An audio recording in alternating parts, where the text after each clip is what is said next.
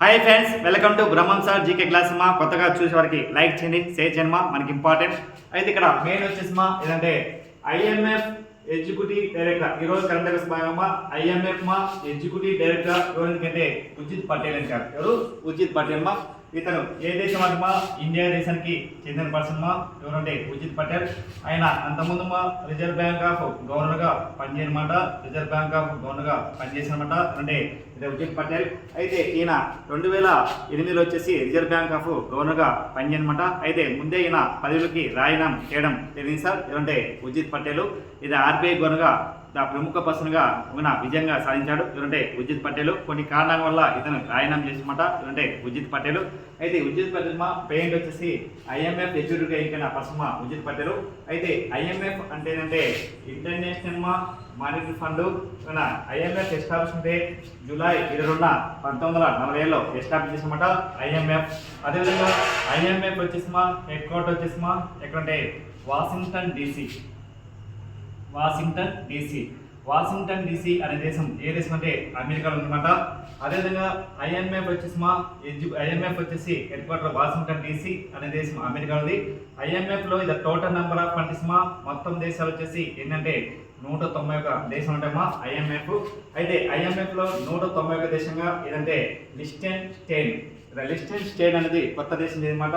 ఎప్పటికంటే 2004 అక్టోబర్కి తెలియదన్నమాట. అయితే ఐఎంఎఫ్ లో total countries ఏంటంటే 191. ఏదంటే లిస్టెన్ స్టేన్ అనే దేశం కొత్తగా చేయాలన్నమాట. ఏదంటే ఐఎంఎఫ్ లో 191 దేశం 2004కి వెళ్ళి. అయితే ఐఎంఎఫ్ ఎండి వచ్చేసి అంటే క్రిస్టినా జార్జివా. ఇది ఐఎంఎఫ్ ఎండి వచ్చేసి ఇదంటే క్రిస్టినా జార్జివా. అయితే ఐఎంఎఫ్ ఎగ్జిక్యూటివ్ డైరెక్టర్ ఇండియా నుంచి ఎవరికంటే ఇది ప్రముఖ ఉజిత్ పటేల్ ఎన్నుకోవడం జరిగింది సార్. ఐఎంఎఫ్ అంటే యొక్క మెయిన్ లక్ష్యం అంటే ప్రపంచంలోనే ఏ దేశం డెవలప్ అవుతుంది, జీడీపీ గ్రోత్ రేట్లో ఏ దేశం డెవలప్ అవుతుంది అనేది ఈ యొక్క ఐఎంఎఫ్ తెలియజేసమాట. ఐఎంఎఫ్ తెలుగులో జరిగిన అంతర్జాతీయ ద్రవ్యనిధి సంస్థ. వరల్డ్ బ్యాంకు ఐఎంఎఫ్ ను ఏమంటారంటే వరల్డ్ బ్యాంక్ మరియు ఐఎంఎఫ్ వచ్చేసి వరల్డ్ బ్యాంకు మరియు వచ్చేసి ఐఎంఎఫ్ వచ్చేసి ఏమంటే కవల పిల్లలు అంటారు. ఏమంటుంది? కవల పిల్లలని అని అంటారన్నమాట. ఐఎంఎఫ్ మరియు వరల్డ్ బ్యాంక్ నుంచి కవల పిల్లలు అంటారు. అదేవిధంగా ఈ యొక్క ఐఎంఎఫ్ అంతర్జాతీయంగా ద్రవ్య సంస్థలు వచ్చేసి ఏ విధంగా డెవలప్ అవుతున్నది ఈ యొక్క సంస్థ తెలియజేసామంట. అది గుర్తుపెట్టుకోవాలి సార్. అదేవిధంగా ఐఎంఎఫ్ డిప్యూటీ ఎంపీగా వచ్చేసి ఉంటే గీతా గోపినాథ్. అయితే గీతా గోపినాథ్ ఇటీవల రిజైన్ చేసిన గీతా గోపినాథ్ ఆమె మన దేశానికి చెందిన పర్సన్. ఆమె రిజైన్ చేసింది. ఆమె వెళ్ళి ఇటీవల ఏదానికి ఈ నెల సెప్టెంబర్ నుంచి జాయిన్ అయిందంటే ఆక్స్ఫర్డ్ యూనివర్సిటీ ప్రొఫెసర్గా పనిచేయడానికి ఆ పాద వృత్తిని ఎన్నుకోవడమాట. అయితే పేరెంట్ వచ్చేసి ఎవరు వచ్చేసి ప్రముఖ డిప్యూటీ ఎండీగా ఎవరు లేదు సార్. అది గుర్తుపెట్టుకోండి సార్. అయితే ఐఎంఎఫ్ ప్రకారం మన గ్రోత్ రేట్ ఏ దేశం బాగా డెవలప్ ఉందంటే ఇండియా ప్రపంచంలో డెవలప్లో మన దేశం అభివృద్ధి చెందిన దేశంగా బాగా డెవలప్ ఉంది గ్రోత్లో. అదేవిధంగా ఇటీవల నేపాల్ కూడా ఆ దేశంలో ఆర్థిక మార్పు నుంచి ఆ దేశం నేపాల్ ప్రధానమంత్రిని ప్రజలు వచ్చేసి వ్యతిరేకించారన్నమాట. తిరుగుబాటు కూడా చేసినమాట. ఏ దేశంలో నేపాల్లో మెయిన్ వచ్చేసి తిరుగుబాటు రావడానికి కారణం వచ్చేసి ఆ దేశంలో అన్ఎంప్లాయ్మెంట్ ఎక్కువైంది. ధరలు ఎక్కువైనాయి. గ్రోత్ రేటు పడిపోయింది. సరైన అక్కడ ఉండే మంత్రులు కానీ మినిస్టర్లు కానీ విలాసంగా ఎంజాయ్గా చేస్తున్నారని ప్రజలు వచ్చేసి తెలుసున్నమాట. ఖర్చు కూడా సరిగా మెయింటైన్ చేసే వాళ్ళు అట్లా మొత్తం వచ్చేసి ఆ దేశంలో నేపాల్లో వచ్చేసి కేపీ ఓలీ వచ్చేసి ప్రధానమంత్రి. అది మీద కూడా తిరుగుబాటు అనమాట. ఎంతోమంది వచ్చేసి ఇక్కడ చంపడం జరిగిందన్నమాట ఆ దేశంలో నేపాల్ తిరుగుబాటు. అందుకే దేశం వచ్చేసి ఏంటంటే డెవలప్లో బాగా డెవలప్ చేయాలన్నమాట. లేకుంటే ఆ దేశం ప్రజలు కూడా వ్యతిరేకిస్తారన్నమాట. ఏ ప్రధానమంత్రి ఇటీవల బంగ్లాదేశ్లో కానీ శ్రీలంకలో కానీ ఆఫ్ఘనిస్తాన్లో కానీ సంఘటనలు ఎన్నో దేశాల్లో జరిగినమాట. చాలా జాగ్రత్తగా ఉండాలి. అందుకే దేశాలు కొన్ని డెవలప్లో చాలా జాగ్రత్తగా గ్రోత్లో బాగా డెవలప్ చేయాలి. ధరలు పెంచడం కానీ రేట్లు తగ్గించడం రేట్లు పెంచడం కానీ అన్నీ చాలా కంట్రోల్లో విధంగా ఉండాలని ఇటీవల కేంద్ర ప్రభుత్వం కూడా నిర్ణయించిందన్నమాట. అదేవిధంగా ఇక్కడ ఏంటంటే అదేవిధంగా డూరెంట్ కప్. ఇలా డూరెంట్ కప్ 2025 వచ్చేసి విజేత వచ్చేసి అంటే నార్త్ ఈస్ట్ యునైటెడ్. ఇలా డూరెంట్ కప్ వచ్చేసి నార్త్ ఈస్ట్ యునైటెడ్ యొక్క విన్నర్ వచ్చేసి 2025. రన్నర్ వచ్చేసి అంటే డైమండ్ హార్బన్ వచ్చేసి రన్నర్ గెలుస్తుందన్నమాట. ఏ కప్ అంటే డూరెంట్ కప్. ఈ యొక్క డూరెంట్ కప్ వచ్చేసి దేని తీసి అంటే ఫుట్బాల్ ఇస్తుందన్నమాట. ఏదంటమ్మా ఫుట్బాల్లో ప్రపంచంలోనే ఆసియాలోనే అత్యధికంగా ఫుట్బాల్ వచ్చేసిమా ఓల్డెస్ట్ గేమ్. ఏ గేమ్ మా? ఫుట్బాల్ వచ్చేసిమా డ్యూరెంట్ కప్ ఇది ఓల్డెస్ట్ గేమ్ అన్నమాట. ఏమా ఫుట్బాల్లో ఓల్డెస్ట్ గేమ్ మా ఇదంటే డ్యూరెంట్ కప్. ఈ డ్యూరెంట్ కప్ వచ్చేసిమా 2025 విజేత వచ్చి నార్త్ ఈస్ట్ యునైటెడ్. రన్నర్ వచ్చేసి డైమండ్ హర్బన్.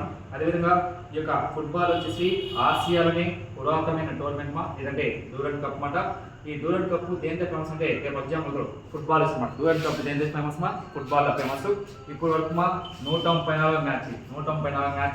అయితే ఇక్కడ మెయిన్ వచ్చేసి ఎస్టాబ్లిష్మెంట్ 1883లో ఎస్టాబ్లిషన్. ఇప్పుడు 137 సంవత్సరాలు అయింది. మధ్యలో వచ్చేసి కోవిడ్ టైంలో 3 టోర్నీస్ ఆడలేదు సార్.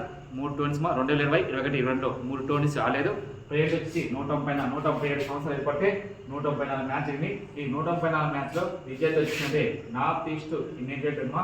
అదేవిధంగా మొత్తం వచ్చేసి 134 చదివితే ఇది మోస్ట్ ద విన్నర్ సక్సెస్ మా. ఇదంటే 17 సార్లు గెలిచిందంటే ముంబా బెంగాల్ వచ్చి గెలిచిందన్నమాట.